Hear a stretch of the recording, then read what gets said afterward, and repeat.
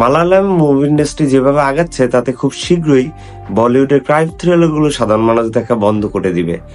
Welcome back to টোটোটক্স। আজ আমরা কথা বলবো আরেকটি Malayalam crime thriller suspense movie officer on duty নিয়ে।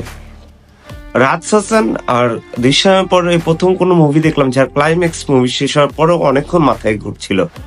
হ্যাঁ, এটা ঠিক, মজা করে মুভিটা দেখা শুরু করবেন না, কারণ ছবিটি শুধু ভিজুয়ালি না, মেন্টালি 18+। ভিলেনের কিছু সিন এতটাই স্ট্রং ছিল যে মুভি শেষ হওয়ার পরে আপনার একা বাসায় থাকতেও ভয় লাগা শুরু করবে। আর মালায়ালাম মুভির একটা গুরুত্বপূর্ণ পার্ট হলো এরা ভিলেনকেও একটা স্ট্রং ব্যাক স্টোরি দেয়।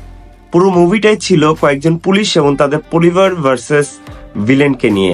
মুভির হিরো ভার্সেস ভিলেনের যে প্রেজেন্টেশন সেটা ছিল ফ্রেশ এবং ভয়ানক। আনপ্রেডিক্টেবল স্টোরি লাইন সাথে মাথা নষ্ট করা ক্লাইম্যাক্স, দুটোই মালায়ালাম মুভির ইউএসপি, যা এই মুভিতেও সূক্ষ্মভাবে দেখা গিয়েছে। এটা বলাই যায় যে ভিলেনের মোটিভ এই মুভির ব্যাকবোন ছিল। সবশেষে এটা বলতেই হবে যে মুভির প্রত্যেকটি সিন একটা একটার সাথে কানেক্টেড ছিল। এখন আপনাকে খুঁজে বের করতে হবে কিভাবে। আজকের জন্য এটুকুই।